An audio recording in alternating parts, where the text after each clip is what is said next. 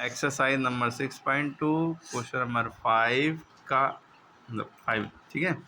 इसमें क्या दिया है देखिए, ए की वैल्यू देखिए इतनी बड़ी दी है 5x² माइनस 4x प्लस 3, ये पूरा एक्सप्रेशन है ए की वैल्यू का। और बी की वैल्यू देखिए कांस्टेंट पहले दिख दिया कंफ्यूज करने के लिए, 4 minus 3x minus 7x², comma लगा, एक्सप्रेशन खत्म। हमें निकालना क्या है, a प्लस 2b, यानी कि b का 2 गुना करिए। 2b का मतलब होता है ये पूरी जो वैल्यू है, इस पूरी वैल्यू को 2 से मल्टीप्लाई करिए ब्रैकेट लगा के, ठीक है। 2 से 4 को, 2 से 3 को, सबको मल्टीप्लाई कर दिया तो ये 2b आ जाएगा।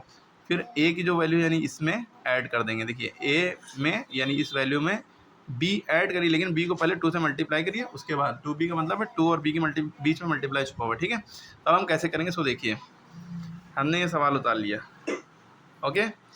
अब a की तो वैल्यू पता है, तो हमने a की वैल्यू देखिए हम डायरेक्ट ही कर दे रहे हैं। a की वैल्यू क्या है 5x², हम अलग अलग नहीं कर रहे हैं, पहले डायरेक्ट कर दे रहे हैं, plus 4x minus 4x plus 3, sorry, ठीक है।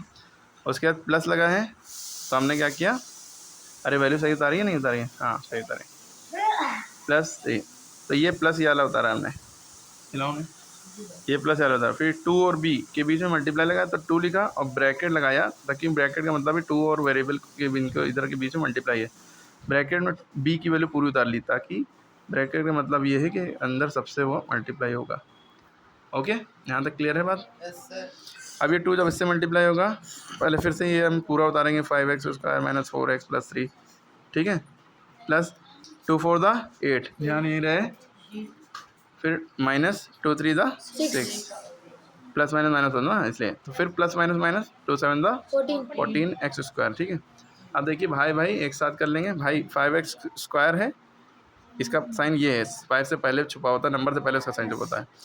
तो 4x² वाला टर्म ढूंढिए कहाँ पे है, यहाँ पे है, तो इसका माइनस के साथ उतरेगा, क्योंकि नंबर से पहले उसका साइन चिपका होता है, तो नंबर के साथ, ठीक है। तो 4x² साइन ये लिख लिया, माइनस 4x है, ये हमने उतारा, यानी कि x वाला साइन देखिए ये है माइनस 6x, इसको उतारा, और ये नंबर बचे, तो ये दोनों नंबर प्लस 3 और प्लस 8 ऐसे ही उतार लिया।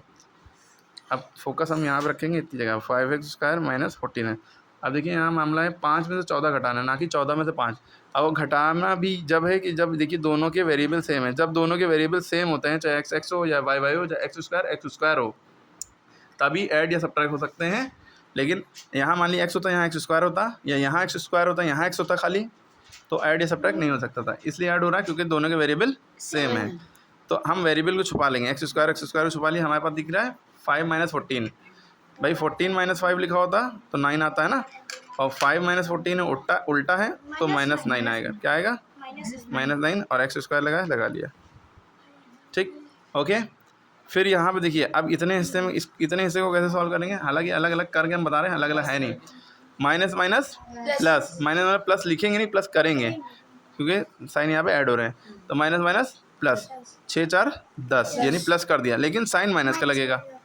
अब x दोनों में था, x लगा दिया। अच्छा यहाँ पे भी देखिए x सेम था, तभी हम ऐड कर लिया, यहाँ x होता यहाँ y होता तो नहीं ऐड हो सकता था, या यहाँ x होता यहाँ पावर 2 लगी होती तो नहीं ऐड हो सकता था, ठीक है।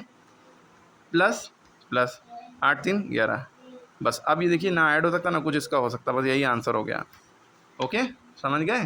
क्योंकि यहाँ x² है, यहाँ x है, यहाँ 1 1 है, तीनों सेम वेरिएबल है नहीं, यहाँ x की पावर 0 है, ठीक है, तो इसका कुछ नहीं हो सकता। क्लियर हो गई बात है। अगर समझ में आया फिर से वीडियो देखिए, उसके बाद ये सारे सवाल करिए, जो करेगा उसी को आएगा, अरे करेंगे ना।